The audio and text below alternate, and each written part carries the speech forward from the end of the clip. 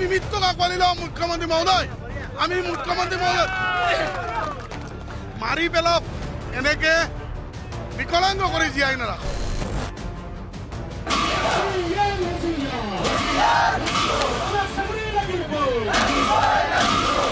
যদি পেলাই খানাপাৰাত মাতি লওক সবক আৰু শুট কৰাৰ ব্যৱস্থা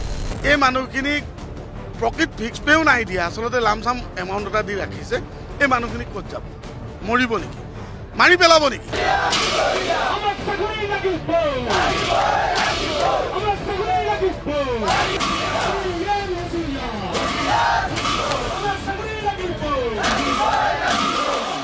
আজি দেশৰ প্ৰধানমন্ত্ৰী নৰেন্দ্ৰ মোদী যিহেতু আজি গুৱাহাটীলৈ আহিব আৰু গুৱাহাটীলৈ অহাৰ প্ৰাকক্ষণত উত্তাল পৰিৱেশে বিৰাজ কৰা পৰিলক্ষিত হৈছে প্ৰতিবাদত উত্তাল হৈ পৰা পৰিলক্ষিত হৈছে সচল আৰু এই মুহূৰ্তত অসম ষ্টেট আউটচোৰ্চ পাৱাৰ ৱৰ্কাৰ্ছ ইউনিয়নে উত্তাল প্ৰতিবাদী কাৰ্যসূচী গ্ৰহণ কৰিছে সচলত তেওঁলোকৰ যিসমূহ ন্যায্য দাবী তেওঁলোকৰ যি চাকৰি এই চাকৰি নিয়মীয়াকৰণৰ দাবীত আচলতে আজি এনেধৰণে প্ৰধানমন্ত্ৰীৰ আগমনৰ দিনাখনে এনেদৰে উত্তাল প্ৰতিবাদী কাৰ্যসূচী গ্ৰহণ কৰিছে যি পাৱাৰ ষ্টেট যিসকল কৰ্মী আছিলে সেই APDSLৰ যিসকল অস্থায়ী কৰ্মী সেই 5233গৰাকী যি অস্থায়ী কৰ্মী সেই অস্থায়ী কৰ্মীসকলে আজি এনেধৰণে উত্তাল প্ৰতিবাদী কাৰ্যসূচী গ্ৰহণ কৰা পৰিলক্ষিত হৈছে ৰাজ্যৰ বিভিন্ন স্থানৰ পৰা এই যিসকল কৰ্মী সেই অস্থায়ী কৰ্মীসকল ইয়ালৈ আহিছে আৰু তেওঁলোকৰ চাকৰি নিয়মীয়াকৰণৰ সমান্তৰালকৈ তেওঁলোকৰ যিসমূহ দাবী আছিলে সেই দাবীসমূহ তেওঁলোকে পূৰণৰ বাবে এনেদৰে আচলতে আজি উত্তাল প্ৰতিবাদী কাৰ্যসূচী গ্ৰহণ কৰা পৰিলক্ষিত হৈছে আসাম ষ্টেট আউটচোৰ্চ পাৱাৰ ৱৰ্কাৰ্ছ ইউনিয়নৰ নেতৃত্বত এনেদৰে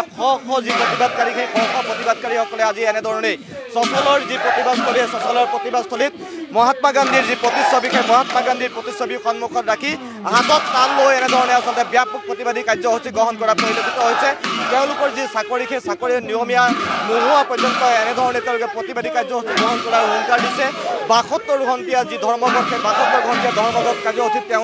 তেওঁলোকে এনেধৰণে ভৰ্তি হোৱা পৰিলক্ষিত হৈছে আৰু মই পুনৰবাৰ দেখুৱাৰ বাবে অনুৰোধ কৰিছোঁ সমগ্ৰ পৰিৱেশটো দেখুৱাইছোঁ ৰাজ্যৰ বিভিন্ন প্ৰান্তৰ পৰা এই প্ৰতিবাদকাৰীসকল আহিছে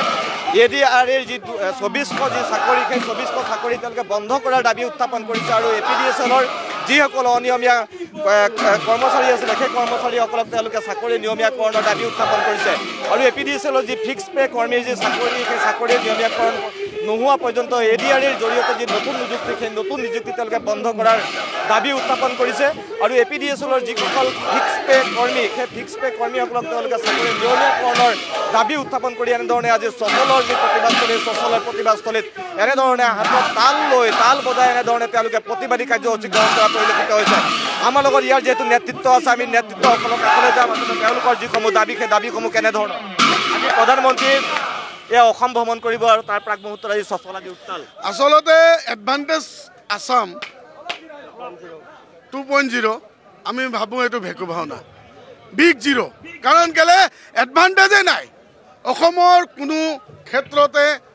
অসম উন্নতি হৈছে বুলি আমি নাভাবোঁ কাৰণ কেলে অসমৰ প্ৰত্যেকটা ডিপাৰ্টমেণ্টত বা প্ৰত্যেকটা বিভাগত কিমান মানুহে কিমান বছৰ কাম কৰি কেনেকৈ আছে সেই বস্তুখিনি মুখ্যমন্ত্ৰী মহোদয়ৰ দ্বাৰস্থ হ'ব লাগিছিল বা তেওঁ হস্তক্ষেপ হ'ব লাগিছিল কিন্তু আজিৰ তাৰিখত চবফালে চাব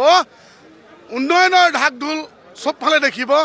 জাতি মাটি ভেটিৰ কথা কৈ অহা চৰকাৰখনৰ আজিৰ পৰিস্থিতি দেখিলে আমি সঁচাকৈ নিজৰ মাজতে দুখ পাওঁ কাৰণ আমিও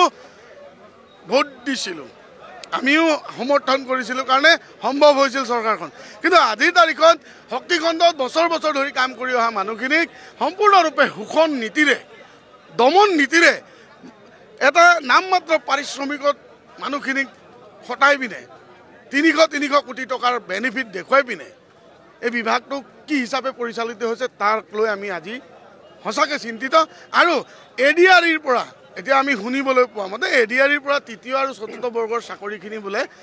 APDSLতো নিয়োগ কৰিব কিন্তু নিযুক্তি যদি দিয়ে তেতিয়াহ'লে ইয়াত যে 10 বছৰ 15 বছৰ বা বহু বছৰৰ পৰা খাটি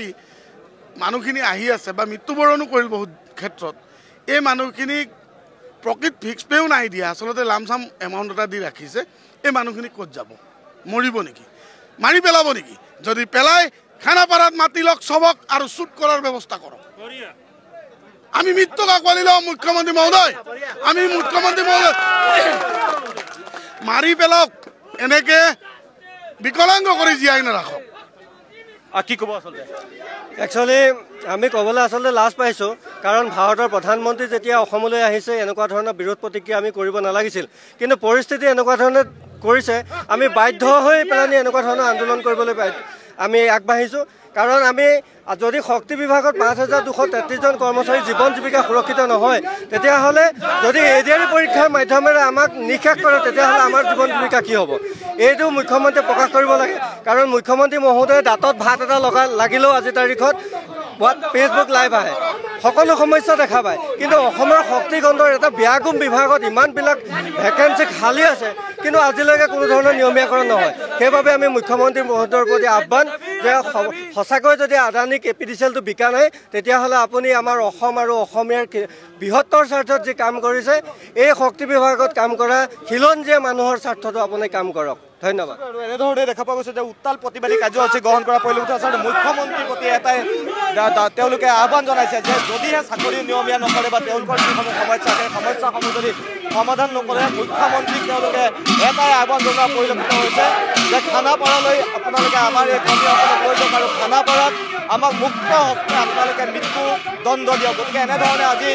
প্ৰধানমন্ত্ৰীৰ যি অসম ভ্ৰমণ আৰু এডভান্টেজ অসমৰ যি কথা আহিছে এই তাৰ প্ৰাক্ক্ষণত এনেধৰণে দেখা পোৱা গৈছে চচলত কিন্তু উত্তাল প্ৰতিবাদী কাৰ্যসূচী গ্ৰহণ কৰা পৰিলক্ষিত হৈছে APDC যিসকল অস্থায়ী শ্ৰমিক সেই শ্ৰমিকসকলে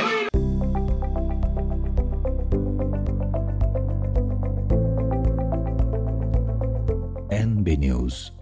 সহজ সৰল ভাষাত নৱভাৰতৰ কথা।